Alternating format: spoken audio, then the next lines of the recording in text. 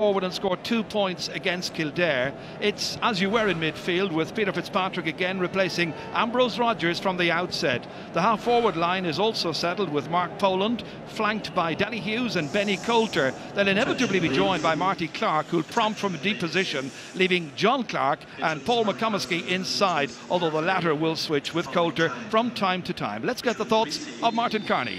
Well, Jared Dunn have given a vote of confidence to the team that beat Kildare the last time out. And to be honest with you, I think it's a team that has thrived in the qualifiers. The defence is now, I think, much better with the return of Daniel McCartan. And the repositioning of Kevin McKernan as centre-half back, I think, has been a big success. Up front, I think Marty Clark, to me, has been the ace in the pack. His stealth, his vision, his leadership have been instrumental, basically, in getting down to this All-Ireland Sunday. Yeah, he's a terrific player, and like Down, it's Cork's 8th game in this year's championship, and they're in the fortunate position of having the experienced Alan Quirke between the posts, playing in his 3rd All-Ireland final. The full back line shows Owen Cadigan from Douglas selected to get his first start in the championship and wearing number 2. With team captain Graham Canty ruled out with a hamstring injury, his place in defence goes to John Miskela. The midfield consists of Alan O'Connor and Aidan Walsh, the 6th time they've been paired together in this year's championship. Kieran Sheehan has been moved out to right half forward, and if he plays there, it was his position at under-21 level last year. But of course, it wouldn't surprise if Donegal O'Connor, listed at full forward, made the swap at some stage during today's final. Martin, your thoughts? Well, league champions Cork, I think, in spite of the detractors, are here in merit, Ger. The labels athletic and powerful, I think, are justified, but right through the team, they have skill in abundance. Paddy Kassan, I think, is very effective for them in defence. O'Connor and Walsh, I think, will gain ascendancy of midfield. But up front, I would expect Pat Kelly. He's been consistently very good all year. I'd expect him to give the leadership. Maybe that has been lacking sometimes this summer. And if the ball goes through quickly, and that is a big imperative, I think the inside forwards can thrive. Thanks indeed, Martin. So the countdown continues to the 121st All-Ireland football final, and the first ever between Down and Cork. Michael. Thanks, Ger. Conor Coonahan, the Cork manager, getting ready for the action about to unfold. Now, as we often say on occasions like this, of course, we're being watched all over the world, and greetings to everybody watching us, and greetings especially to some people in St Benedict's Irish Club in Ealing in London. Hello to you all there. Unfortunately, our one loyal member isn't with you today, of course, Jim Lester, but I have no doubt Jim is looking down from someplace above. One fascinating thing, or interesting thing, Pat, about today's match, of course, is the teams playing in a change strip, both Down and Cork, and if Graham Canty doesn't play, as it looks like he won't play, 2 stand-in captains as well. Yeah, and actually something very unique as well. Well, not unique, but I mean, the managers today, whichever team wins, they will join a very select band of fellas to have managed and won as a player at All-Ireland medals. Yeah. I think it's 6 already. There's Paddy O'Shea and Mick O'Dwyer of Kerry, Kevin Heffernan, Pat O'Neill, and somebody else from Dublin. I'm missing somebody. Kevin Heffernan, Pat O'Neill, and Tony Hanaho, and Billy Morgan. So. And Billy, yes, yeah. But I'm sure, you know, change of colours. They'll have been training all weekend indoors with those white jerseys, and they will have been playing. The opposition will have been wearing that yellow jersey. So look, it's so intriguing. Like I remember those white jerseys winning All Ireland back in 1973 against Galway. That's right. It didn't be Barry Murphy. Didn't do them any harm that day. Yeah. Right. Yeah, Jimmy scored a great goal down there at the railway end near the end of that. It was a very high scoring game. But you know, it is a change of colour. It'll be a winner on the red, and I suppose also there's the President of Ireland, Mary McAleese, and the President of GEA. There'll be fair divided loyalties down there too. One shouting for Down and one shouting for Cork. So I suppose maybe they'll have to have a diplomatic silence in the Ard Corla. In the group at the moment, Joe Bradley, you were making the point that, you know, Cork are kind of set up for this kind of not defensive game, but no, they're not. They play, but they would be brilliant, I think, at that defensive game, because you know they've got 2 brilliant link men in Kerrigan and Pat Kelly, who've got terrific engines, who'd be absolutely brilliant playing that sort of Brian McGuigan role, and then leaving a 2-man full forward line. I mean, one of the problems that they've had is that there's no longer enough room in the modern game for 3 full forwards, but they persist with 3 full forwards, and there's just not enough room. You know, a team's now counter-attack out of their defence. They have a 2-man full forward line, players running at the diagonal. What you often found in the Dublin game was that the 3 Cork full forwards were standing in behind the blanket defence where you couldn't see them, and there was no room for anyone to move into, which led to all sorts of problems, you know, which is one of the reasons, Pat, why Cork were hand passing back and forward across the cordon. In a way, you've probably just highlighted the reason why Cork haven't won an All-Ireland over the last number of years, and that is in the forwards. And there's no real class forward. There's no forward that's unmarkable on his day there, and there's no real leader in that forward line as well, you know. And the other thing about it, I mean, you see that half forward line are very good going forward, but this year they've played too often back in defence and contributing little in attack. Yeah, no, I'm more on the point that the full forward line tends to be starved of good possession. They don't get the ball in dangerous positions. I mean, you watch Down, for example, or even the Dubs the last day. You know, in spite of the fact that they were very reliant on Brogan, the number of near shaves that Cork had where a ball was given in and it could have been in the net. You know, players were left 1-on-1 against their man, whereas up the other end, Cork were facing a wall of blue jerseys. What they need to do is kick the ball long, but not just straight up and down the field. They need to use the diagonal ball. And they have big forwards who will have a height advantage over some of their markers, and the ball is going to be dry. The sun is out here now. It's time to use the high ball in. I just noticed a second ago there, Pat Spillane, Graham Canty putting in his gum shield. Now, you don't need the gum shield if you're sitting up in the stand, or is that just habit? Isn't it crazy, Michael? I just can't. I can't buy into this. Will he? Won't he? Whatever like that. You know, like I said, I'm from the old school where you say this is the 15 we're starting with. No gimmicks, no whatever like that. Beat us if you can. I do remember Steve Davis chalking his cue after being beaten in the World Snooker Championship by Dennis Taylor. So it was an involuntary spasm. Well, they'll want Canty out there, I suppose. Look, he provides leadership. He's the captain. He'll probably be out there to meet the president, things like that. If he starts, it'll be a shock, because if there's 10 minutes in Canty, it would be better 10 minutes at the end rather than at the start. Yeah, okay. The guest of honour, as usual, here at Croke Park for today's All-Ireland Senior Football Final is the President of Ireland, Mary McAleese, and she is accompanied by her husband Martin and by the GA President Christy Cooney.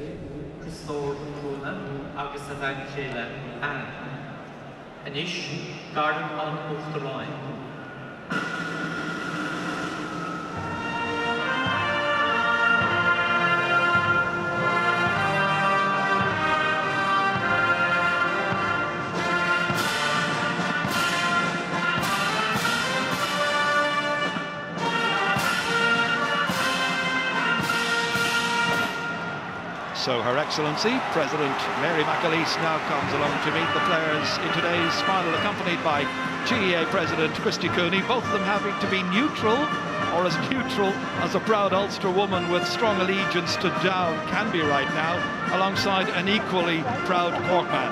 And the Down captain on the field today, Benny Coulter, scorer of over 100 championship points, would you include his 19 goals in that tally. He's certainly been a model of consistency over the years, yet never honoured with an All-Star, which won't cause him a thought, I'm sure, if he wins the far more important, elusive All-Ireland medal right now. Introducing Mark Poland, and there is Paul McComiskey, John Clark and his brother Marty Clark, about whom there's been so much talk in the build-up to this particular match. So Benny wished the very best. The referee is David Coldrick from Meath, his second final. His linesman will be Garrett O'Canova from Angallup and Maurice Teagan from Laois. Sil Doyle of Wexford is the sideline official. And the umpires today are Tony Carney and John Coldrick from Blackhall Kells, James Matthews from Corktown and Stephen O'Hara from Sidon. So they are now being introduced to President McAleese. Now it's the turn of Cork's stand-in captain today, Michael Shields. Michael, who also led the side here when they won the National League Division 1. Graham Canty was also out injured that day when they played against Mayo. So introducing his men, Aidan Walsh there, playing in midfield. Big Pierce O'Neill, all 6'5" of him. Daniel Goulding. And then the final man is Paul Kerrigan from Nemo Rangers. So the President wishes Michael Shields the very best, and the two presidents make their way off. The introductions now complete, and the first ever All-Ireland GAA football final between Down and Cork is just a matter of minutes away.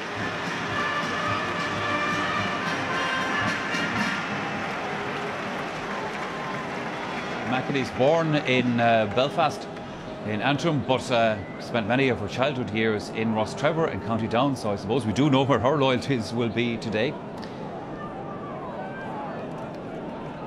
And Liam Mulvihill, former Orstúrthór of Cumluc Lascale, and former Taoiseach Bertie Ahern, also looking forward to this game here with us today. Final thoughts, Joe Brody? Well, I just think that Down are a thoroughly modern team. You know, they're built for speed. They're playing along the Tyrone lines. You know, they've worked very hard at getting it right this year. They've improved from game to game. It's clearly a thinking sideline. They're a very happy team. That's why you see them playing in the groove. zippy, you know, a bit of the old electrifying sort of atmosphere about them. And I think they'll win the game today, barring unforeseen events. Well, I think the definition of stupidity is if you keep doing the same thing over and over again and expect a different result, and that's why I think that Cork can't do the same as they've been doing in a lot of games this year with their hand passing. I expect a different approach. I think they have power and pace. They've been around a long time. They have the experience. They were brilliant early in the year when they won the league. If they're able to reproduce that sort of form, I think they'll win.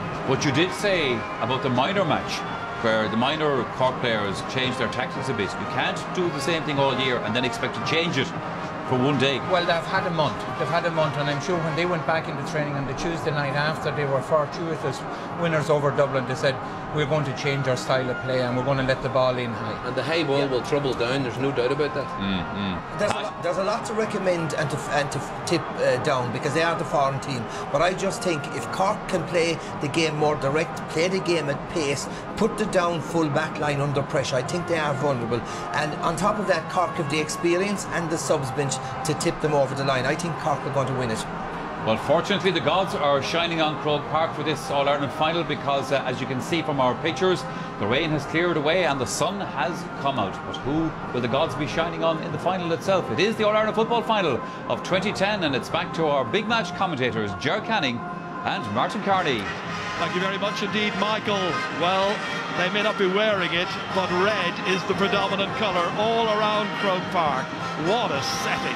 Absolutely brilliant. And as you say, Michael, the gods are smiling down upon us right now because the rain has eased. It's a pleasant evening, just a little windy, great sense of anticipation. And as usual on All-Ireland final day, Croke Park bristling with anticipation at the end of another eventful and memorable championship. After which, of course, the two left standing have made it here on football's biggest day of the year. You've got to be the best to get to the final, they say, and let's see if these two are the best. They should be. There's always a certain timelessness, I think, associated with the parade before the All-Ireland football final. It marks a particular time in the year for football fans, and it draws in followers from the four corners of the earth, wherever Irish people can gather, where there's a TV with a picture beamed from Croke Park. And with more of our people abroad this year, the football final is truly an invitation to share with us now in how the 2010 championship reaches its conclusion. For the winner, it will be the time of their lives. For the loser, utter desolation. The bookmakers have installed Cork as favourites. I wonder if they got it right. Were they to lose a third final in 4 years, well, for Cork, it would very likely be that case of the supporters' patience at breaking point. Win and they'll be heroes. That's the kind of pressure they're under. Martin Carney, your thoughts? Well, looking at the two teams, I think, Ger, one of the things I think Colin alluded to a couple of moments ago, if Cork indulged in the same hand-passing, overindulgence that they did the last day, I think they're going to get the same results. They're going to be, very, very indirect. I think they've got to let the ball in quickly. I think they have a very good full forward line if they get early ball. Down at the other hand, I'd be very interested to see how they have dealt with the build-up. It can be distracting, it can be daunting somewhat, given the fact that it's their first final. Okay, they're synonymous with imaginative football, with sweeping forward play, with dash and movement and all of those kind of things, and I would expect that from them. But I do believe that the experience over the last couple of years that Cork have endured, we'll put it, should stand at them today. And today is Atonement Day in the Jewish calendar, and I feel myself it's a great day for Cork to make atonement for what happened over the last couple of years and come out with a win. Well, Cork have won the toss, and they're lined up, as you can see there, on their own 45-metre line, and they're going to play with the aid of a light breeze behind them for the opening 35 minutes. Donegal O'Connor there on the right. Alongside him was Ray Carey. Moving along the line, the tall man, Pearse O'Neill, will be at centre, half forward. They're in their change strip. The last time they wore white in a final was 1973. They won it.